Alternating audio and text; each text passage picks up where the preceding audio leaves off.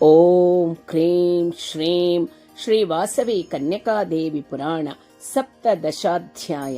ಅನಂತರ ಆ ವೈಶ್ಯ ಶ್ರೇಷ್ಠರು ಆಚಾರ್ಯರಾದ ಭಾಸ್ಕರಾಚಾರ್ಯರಿಗೆ ನಮಸ್ಕರಿಸಿ ನಮ್ಮ ವೈಶ್ಯ ವಿವಾಹಕ್ಕೆ ಸಂಬಂಧಿಸಿದ ಆಚಾರ ಲಕ್ಷಣಗಳನ್ನು ತಿಳಿಸಿರೆಂದು ಕೋರಿದರು. ಆಗ ಭಾಸ್ಕರಾಚಾರ್ಯರು ಸಂತೋಷಿಸಿ ಶಿಷ್ಯರಾದ ಬಾಲವೈಶ್ಯರನ್ನು ನೋಡಿ, ಹೇ ಬಾಲಕರೇ, ನಿಮ್ಮ ಪೂರ್ವಜರು ಹೇಗೆ ವಿವಾಹ ಕ್ರಮವನ್ನಾಚರಿಸಿದರೋ ಅದೆಲ್ಲವನ್ನು ನಾನೀಗ ನಿಮಗೆ ತಿಳಿಸಿಕೊಡುತ್ತಿರುವೆನು, ಆಲಿಸಿರಿ ಎಂದರು. ಪೂರ್ವದಲ್ಲಿ ಬ್ರಹ್ಮರ್ಷಿಗಳಿಂದ ವೇದೋಕ್ತ ವಿಧಿಯನ್ನು ಅನುಸರಿಸಿ ಉಕ್ತವಾದದಂತೆ ಪಂಚಾಹ್ನಿಕವಾಗಿ ವಿವಾಹವನ್ನು ಆಚರಿಸಬೇಕು. ಆ ಬಳಿಕ ವೈಶ್ಯವರ್ಣದವರು ಆಚರಿಸಬೇಕಾದ ಕೆಲವು ಶಿಷ್ಟಾಚಾರಗಳನ್ನು ಸಾವಧಾನ ಚಿತ್ತನಾಗಿ ಕೇಳಿರಿ ಎಂದು ಹೀಗೆ ಹೇಳತೊಡಗಿದರು. ಭಾಸ್ಕರಾಚಾರ್ಯರು ವೈಶ್ಯರ ವಿವಾಹ ವಿಧಾನವನ್ನು ವಿವರಿಸುವುದು. ಶಿಷ್ಯವರರೇ, ಕೈಲಾಸವಾಸಿಗಳಾಗಿದ್ದ ನಿಮ್ಮ ಪೂರ್ವ ವೈಶ್ಯರು ಸ್ವಕುಲ ಕನ್ಯಕೆಯ ವಿವಾಹ ವಿಧಾನವನ್ನು ಕುರಿತು ಆಲೋಚಿಸಿದ್ದರು.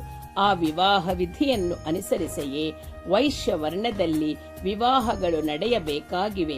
ಇಂದ್ರನನ್ನು, ಅಗ್ನಿಯನ್ನು, ವರುಣನನ್ನು, ಕುಬೇರನನ್ನು, ಚಂದ್ರನನ್ನು ಸ್ತಂಭ ರೂಪಗಳಾಗಿ ಪ್ರತಿಷ್ಠಿಸಿ ಆ ಪಂಚದೇವತಾ ಪ್ರತ್ಯೇಕ ಸ್ತಂಭ ಸಹಿತ ಮಂಟಪವನ್ನು ರಚಿಸಿ ಆ ಮಂಟಪ ವೇದಿಕೆಯ ಮೇಲೆ ಪೂರ್ವಾಭಿಮುಖವಾಗಿ ಆ ಶುಭ ಕಾರ್ಯವು ನಡೆಯಬೇಕು.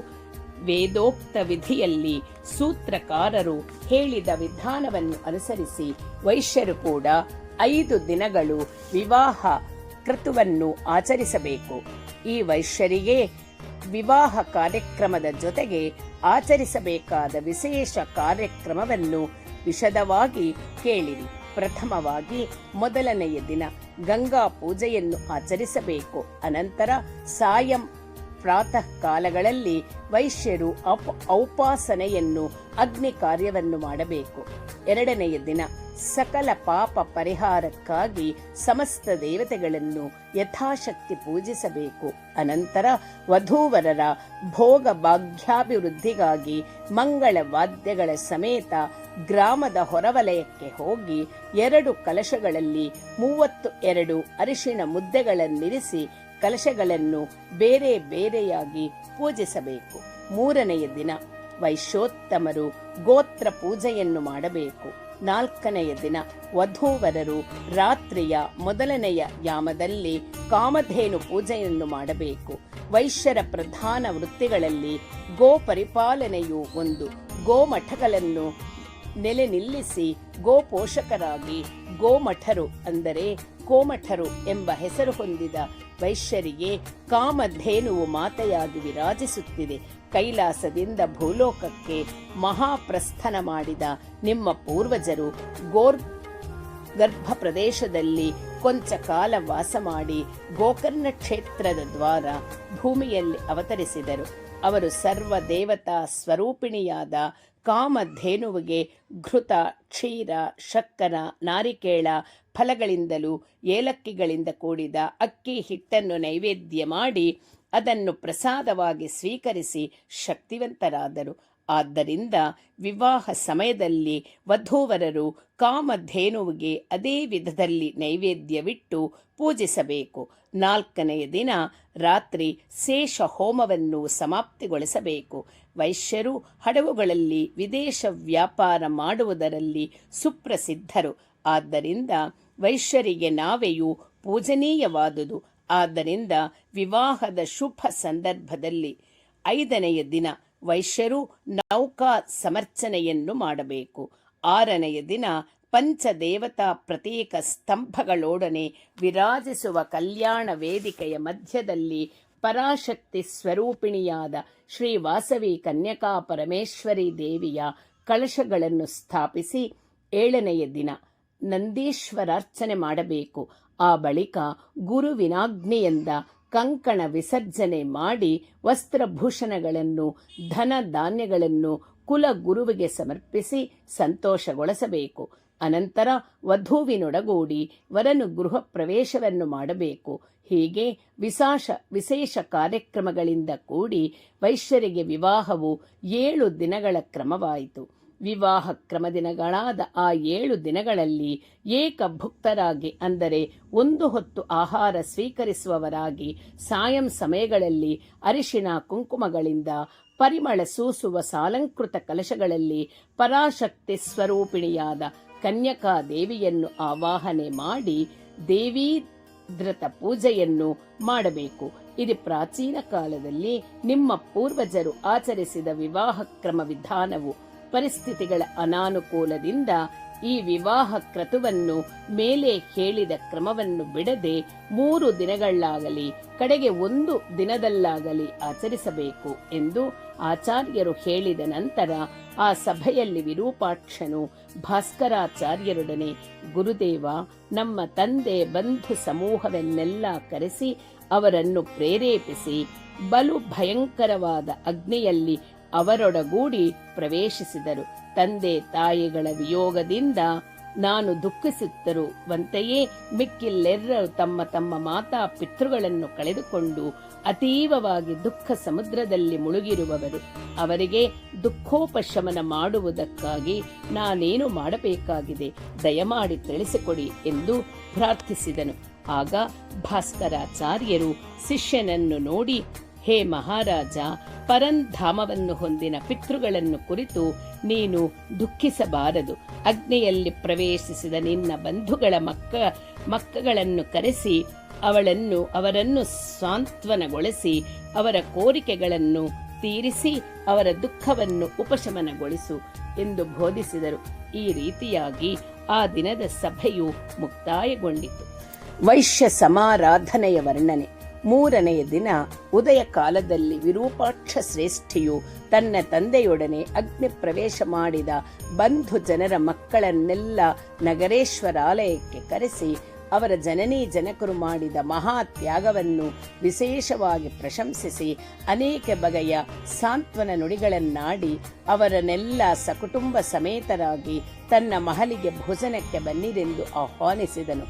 ವಿರೂಪಾಕ್ಷನ ಆಹ್ವಾನದ ಮೇರೆಗೆ 3ನೆಯ ದಿನ ಬಂಧು ಮಿತ್ರ ಜನರೆಲ್ಲರೂ ರಥ, ಗಜ, ಅಶ್ವಾದಿ ವಾಹನಗಳನ್ನು ಅಧಿರೋಹಿಸಿ ವೈಶ್ಯರಾಜನಾದ ವಿರೂಪಾಕ್ಷನ ಭವನಕ್ಕೆ ಆಗಮಿಸಿದರು.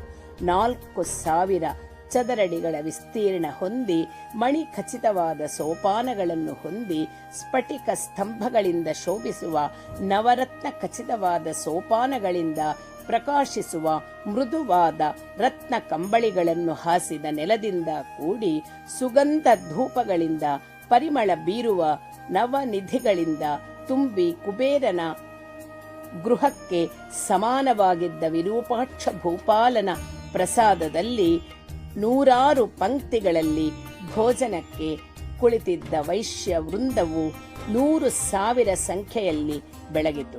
ಪಂಚಭಕ್ಷ್ಯ ಪರಮಾನ್ನಗಳಿಂದ ಹಲವು ಬಗೆಯ ತಿನಿಸುಗಳಿಂದ ಕೂಡಿದ ದಿವ್ಯ ಭೋಜನವನ್ನು ಸಾವಿರಾರು ಜನರು ಬಡಿಸುತ್ತಿರಲು ವಿರೂಪಾಕ್ಷನು ಪಂಕ್ತಿಗಳ ಮಧ್ಯೆ ಓಡಾಡುತ್ತಾ ಕುಳಿತವರಿಗೆ ಉಪಚಾರ ಮಾಡತೊಡಗಿದನು.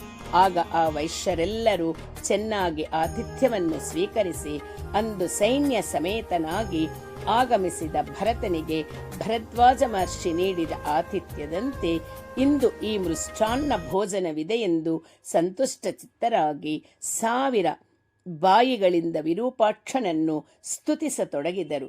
ಆ ಬಳಿಕ ವಿರೂಪಾಕ್ಷ ನೃಪತಿಯು ತನ್ನ ತಂದೆಯೊಡನೆ ಆತ್ಮಾರ್ಪಣೆ ಮಾಡಿಕೊಂಡವರ ಕುಟುಂಬಗಳಿಗೆ ಕೋಟಿ ಕೋಟಿ ಸ್ವರ್ಣ ಮುದ್ರೆಗಳನ್ನು, ಅನೇಕ ರತ್ನಗಳನ್ನು, ವಸ್ತ್ರ, ವಾಹನ, ಆಭರಣಾದಿಗಳನ್ನು ಬಹುಮಾನವಾಗಿತ್ತು ಅವರನ್ನು ಸಂತೋಷಪಡಿಸಿದರು. ವಾಸವಿ ನವರಾತ್ರಿ ಮಹೋತ್ಸವಗಳು. ತದನಂತರ ಚೈತ್ರ ಶುದ್ಧ ಪಾಡ್ಯಮಿಯಿಂದ 9 ರಾತ್ರಿಗಳು ಆ ವೈಶ್ಯೋತ್ತಮರೆಲ್ಲರೂ ಕಲೆತು ನಡೆಸಿದ ಉತ್ಸವಗಳಲ್ಲಿ ಎಲ್ಲ ವರ್ಣದವರಾದ ಪಟ್ಟಣದ ಪ್ರಜೆಗಳು ಹಗಲೆಂದು ರಾತ್ರಿಯೆಂದು ತಿಳಿದುಕೊಳ್ಳದಾದರು. ವಾಸವಿ ದೇವಿ ಪ್ರಭಾವದಿಂದ ಗೋವುಗಳು ಕೂಡಗಳಷ್ಟು ಹಾಲನ್ನೀಯತೊಡಗಿದವು. ವೃಕ್ಷಗಳು, ಕಲ್ಪ ವೃಕ್ಷ, ಸಮಾನವಾದವು. ನದಿಗಳು ಜೇನಿನಂತೆ ಮಧುರ ಜಲವಾಹಿನಿಗಳಾದವು. ಬಾವಿಗಳು ಅಮೃತದ ಸರೋವರಗಳಾದವು. ವೈಶ್ಯರು ಆ ಉತ್ಸವಗಳಲ್ಲಿ ಬ್ರಾಹ್ಮಣರಿಗೆ, ಋಷಿಗಳಿಗೆ, ಬಡವರಿಗೆ ಬಹು ಪ್ರಕಾರವಾದ ಭೂರಿ ದಾನಗಳನ್ನು ನೀಡಿದರು. ಪ್ರತಿದಿನವೂ ಭೋಜನ ಮಾಡುತ್ತಿದ್ದ 100,000 ಬಂಧು ಮಿತ್ರ ಪರಿವಾರದ ಜನರ ಸಂಖ್ಯೆಯನ್ನು ನೋಡಿ ವಿರೂಪಾಕ್ಷನು ಉತ್ಸಾಹದಿಂದ ಹಿಗ್ಗಿದನು. ಅನಂತರ ಸಮಸ್ತ ಪ್ರಜೆಗಳು ಬಗೆಯ ವಾಹನಗಳೊಡನೆ, ಬಗೆಯ ಮಂಗಳ ವಾದ್ಯಗಳೊಡನೆ, ನಟ, ಗಾಯಕ, ವೈತಾಳಿಕರೊಡಗೂಡಿ ಅತ್ಯಂತ ವೈಭವೋಪೇತವಾಗಿ ನಗರ ಪ್ರದಕ್ಷಿಣೆ ಮಾಡಿ ಗೌರಿ ನಗರೇಶ್ವರರನ್ನು, ಕೋನ ಕಮಲಾ ಜನಾರ್ದರನ್ನು, ವಿಂಧ್ಯವಾಸಿನಿ ದೇವಿಯನ್ನು ಸಕಲೋಪಚಾರಗಳಿಂದ ಅರ್ಚಿಸಿ ವಾಸವಿ ದೇವಿಯ ಅರ್ಚಾವತಾರ ಮೂರ್ತಿಯ ಸನ್ನಿಧಿಗೆ ಸೇರಿಕೊಂಡರು. ಶ್ರೀ ವಾಸವಿ ದೇವಿ ಸಹಸ್ರನಾಮ ಸ್ತೋತ್ರ ಮಹತ್ವ. ಅರ್ಚಾವತಾರಗಳಾಗಿ ನೆಲೆಸಿದ ಶ್ರೀ ವಾಸವಿ ಕನ್ಯಕಾ ಪರಮೇಶ್ವರಿ ಸನ್ನಿಧಿಗೆ ಸೇರಿದವರೆಲ್ಲರನ್ನು ಗುರುವರೇಣ್ಯರಾದ ಭಾಸ್ಕರಾಚಾರ್ಯರು ಆ ದೇವಿಯ ವಿಶೇಷ ಪೂಜೆಗೆ ಸಂಸಿದ್ಧರನ್ನಾಗಿಸುತ್ತಾ ಹೀಗೆ ಹೇಳತೊಡಗಿದರು. ಹೇ ಭಕ್ತಶ್ರೇಷ್ಠರೇ, ಶ್ರೀ ವಾಸವಿ ಕನ್ಯಕಾದೇವಿ ಸಹಸ್ರನಾಮ ಸ್ತೋತ್ರವು ಸರ್ವ ಪಾಪ ವಿನಾಶಕರವಾದುದು. ಪೂರ್ವದಲ್ಲಿ ಈ ದೇವಿ ಸಹಸ್ರನಾಮ ಸ್ತೋತ್ರವು ಆದಿಶೇಷ ಭಗವಂತನಿಂದ ಧರ್ಮನಂದನನಿಗೆ ಹೇಳಲ್ಪಟ್ಟಿತು. ಮತ್ತೆ ನಿಮ್ಮ ಪೂರ್ವಜನಾದ ಸಮಾಧಿ ಎಂಬ ಮಹಾತ್ಮನು ಈ ಸಹಸ್ರನಾಮ ಸ್ತೋತ್ರದಿಂದ ಆದಿ ಕನ್ಯಕಾ ಪರಮೇಶ್ವರೆಯನ್ನು ಅರ್ಚಿಸಿ ಅಮೋಘ ವರವನ್ನು ಹೊಂದಿ ಧನ್ಯನಾದನು. ಈ ಸ್ತೋತ್ರವು ನರರಿಗೆ ಆಯುರಾರೋಗ್ಯಗಳನ್ನು ಪ್ರಸಾದಿಸುವುದು, ಧನ ಧಾನ್ಯಾಭಿವೃದ್ಧಿ ಮಾಡುವುದು, ದಿವ್ಯ ಜ್ಞಾನವನ್ನು ಉಂಟು ಮಾಡುವುದು, ಪುತ್ರ ಪೌತ್ರಾದಿಗಳನ್ನು ಪ್ರಸಾದಿಸುವುದು. ಈ ಸಹಸ್ರನಾಮಕ್ಕೆ ಬ್ರಹ್ಮನೇ ಋಷಿಯಾಗಿ ಹೇಳಲ್ಪಟ್ಟಿರುವನು. ಇದು ಅನುಷ್ಠುಪ್ ಛಂದಸ್ಸಿನಲ್ಲಿರುವುದು. ಈ ಸಹಸ್ರನಾಮಗಳು ಶ್ರೀ ವಾಸವಿ ಕನ್ಯಕಾದೇವಿ ಲಕ್ಷಣಯುಕ್ತವಾಗಿ ವಿರಾಜಿಸುತ್ತಿವೆ. ಅನೇಕ ಸಹಸ್ರನಾಮಗಳಲ್ಲಿ ಇವು ಸರ್ವ ಸಿದ್ಧಿಪ್ರದಗಳಾಗಿವೆ. ಶ್ರೀ ವಾಸವಿ ಕನ್ಯಕಾ ಪರಮೇಶ್ವರಿ ಆಗಮಾರ್ಚನೆಯಲ್ಲಿ ಇವು ಮಿಗಿಲಾಗಿ ಮುಖ್ಯವಾಗಿವೆ. ಈ ಸಹಸ್ರನಾಮಗಳನ್ನು ಪಠಿಸುವುದರಿಂದ ಶ್ರೀ ವಾಸವಿ ಮಾತೆ ಪ್ರೀತಿ ಆಗುವಂತೆ, ಪ್ರೀತಳಾಗುವಂತೆ, ಇತರ ನಾಮಗಳನ್ನು ಪಠಿಸುವುದರಿಂದ ಪ್ರೀತಳಾಗುವುದಿಲ್ಲ. ಶ್ರೀ ವಾಸವಿ ಕನ್ಯಕೆ ದೇವಿಗೆ ಪ್ರಿಯವನ್ನುಂಟು ಮಾಡಲು ಸದಾ ವಾಸವಿಯ ಸಹಸ್ರನಾಮಗಳನ್ನೇ ಪಠಿಸಬೇಕು. ಶ್ರೀ ವಾಸವಿ ಕನ್ಯಾ ಚಕ್ರ ರಾಜದಲ್ಲಿ ದೇವಿಯನ್ನು ನಿಲ್ಲಿಸಿ ಕುಂಕುಮದಿಂದಾಗಲಿ, ಪುಷ್ಪಗಳಿಂದಾಗಲಿ, ತುಳಸಿ ದಳದಿಂದಾಗಲಿ ಸಹಸ್ರನಾಮಗಳನ್ನು ಪಠಿಸುತ್ತಾ ಪೂಜಿಸಿದವರಿಗೆ ಪೆನುಗೊಂಡ ಪುರಾಧೀಶ್ವರಿಯಾದ ಶ್ರೀ ವಾಸವಿ ಕನ್ಯಕೆಯು ಸಮಸ್ತ ಶುಭಗಳನ್ನು ಎಸಗುವಳು.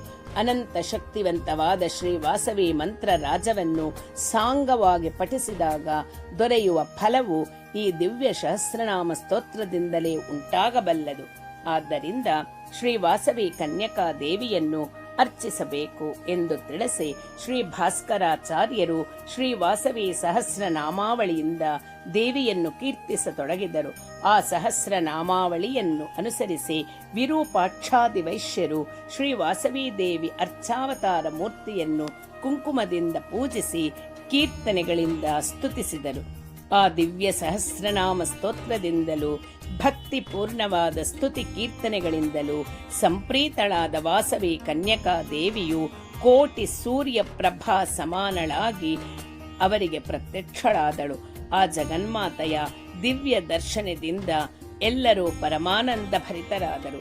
ಆ ದೇವದೇವೇಶ್ವರಿಯನ್ನು ದರ್ಶಿಸಿ ಭಕ್ತಿಯಿಂದ ತನ್ಮಯರಾಗಿ ಅವ್ಯಕ್ತ ಪರಬ್ರಹ್ಮ ಸ್ವರೂಪಿಣಿಯಾದ ಹೇ ಆದಿಶಕ್ತಿ, ಮಂಗಳ ಸ್ವರೂಪಳಾದ ಹೇ ದೇವಿ, ದುಷ್ಟ ದಾನರನ್ನು ನಾಶಗೊಳಿಸುವ ಓ ಭದ್ರಕಾಳಿಕೆ, ಭಕ್ತರ ಇಷ್ಟಾರ್ಥಗಳನ್ನು ನೆರವೇರಿಸುವ ಹೇ ನಾರಾಯಣಿ, ಸರ್ವ ಲೋಕಗಳನ್ನು ಅಭ್ರಾಂತಿಗೊಳಿಸುವ ಓ ಮಹಾಮಾಯೆ, ವಾಸುದೇವ ಸಹೋದರಿಯಾದ ಹೇ ಕನ್ಯಕೆ, ದುರ್ಗತಿ ಹಾರಿಣಿಯಾದ ಹೇ ದುರ್ಗಾದೇವಿ, ನಿಜ ಭಕ್ತರಿಗೆ ಸದಾ ಜಯವನ್ನುಂಟು ಮಾಡುವ ಹೇ ವಿಜಯ, ರಸೋ ವೈ ಸಹ ಎಂದು ಹೇಳಲ್ಪಟ್ಟ ರಸಸ್ವರೂಪ ಪರಮಾತ್ಮನೆಂಬ ಮಕರಂದವನ್ನು ಗರ್ಭದಲ್ಲಿ ಅಡಗಿಸಿಕೊಂಡಿರುವ ಹೇ ಕುಮುದಾದೇವಿ, ಸರ್ವಕರ್ಷಣ ಶಕ್ತಿ ಸ್ವರೂಪಳಾಗಿ ಸೃಷ್ಟಿಗೆ ಮೂಲವಾದ ತಮಃ ಪ್ರತೀಕ ನೀಲವರ್ಣದ ಹೇ ಕೃಷ್ಣೇ, ಸರ್ವವ್ಯಾಪಕವಾದ ವಿಷ್ಣು ಸ್ವರೂಪಳಾದ ಹೇ ವೈಷ್ಣವೀ ದೇವಿ, ಕುಂಭ ನಿಶುಂಭಾದಿ ರಕ್ಕಸರನ್ನು ಸದೆ ಬಡಿದ ಹೇ ಚಂಡಿಕೆ, ಈಶ್ವರ ಶಕ್ತಿಯಾದ ಹೇ ಈಶಾನೆ, ಸಮಸ್ತದಲ್ಲಿ ನೀನು ವಾಸಿಸುತ್ತಾ ನಿನ್ನಲ್ಲಿ ಸಮಸ್ತವೂ ವಾಸಿಸುವಂತೆ ಮಾಡಿಕೊಂಡಿರುವ ಹೇ ವಾಸವಿ ದೇವಿ, ಬ್ರಹ್ಮ ಶಕ್ತಿಯಾದ ಹೇ ಶಾರದಾದೇವಿ, ಭಂಡಾಸುರಾಂಶ ಸಂಭೂತವಾದ ವಿಷ್ಣುವರ್ಧನನ್ನು ಅಂತ್ಯಗೊಳಿಸುವ ಹೇ ಜ್ಯೇಷ್ಠ ಶೈಲಪುರೇಶ್ವರಿ, ಪೆನುಗೊಂಡಾಧೀಶ್ವರಿ, ಹೇ ಮಹಾಲಕ್ಷ್ಮಿ ಸ್ವರೂಪಿಣಿ, ಸೃಷ್ಟಿ ಸ್ಥಿತಿ ಲಯ ಕಾರಣಿಯಾದ ಆದಿಪರಾಶಕ್ತಿ, ಹೇ ಕನ್ಯಕಾ ಪರಮೇಶ್ವರಿ ದೇವಿ, ನಿನಗೆ ಕೋಟಿ ಕೋಟಿ ಪ್ರಣಾಮಗಳು ಎಂದು ಬಹು ವಿಧಗಳಲ್ಲಿ ಕೀರ್ತಿಸಿ ಆ ಜಗದೀಶ್ವರಿಯ ಚರಣ ಕಮಲಗಳಿಗೆ ಸಾಷ್ಟಾಂಗ ದಂಡ ಪ್ರಣಾಮಗಳನ್ನು ಮಾಡಿದರು. ಅವರ ಭಕ್ತಿ ಪ್ರಪತ್ತಿಗಳಿಗೆ ಪ್ರಸನ್ನಳಾದ ಶ್ರೀ ವಾಸವಿ ಜನನಿಯು, ಕುಮಾರರೇ, ನಿಮ್ಮ ಭಕ್ತಿಗೆ ಮೆಚ್ಚೆದನು. ನೀವು ಮಾಡಿದ ನಿನ್ನ ದಿವ್ಯ ಸಹಸ್ರ ನಾಮಾವಳಿ ಸ್ತೋತ್ರದಿಂದ ಸಂತುಷ್ಟಳಾದೆನು. ನಿಮಗೆ ಬೇಕಾದುದನ್ನು ಕೇಳಿರಿ, ನಿಮ್ಮ ಅಭೀಷ್ಟಗಳನ್ನು ಪೂರೈಸುವೆ ಎಂದು ಹೇಳಿ ಅನುಗ್ರಹ ಮಾಡಿದಳು. ಹರಿ ಓಂ.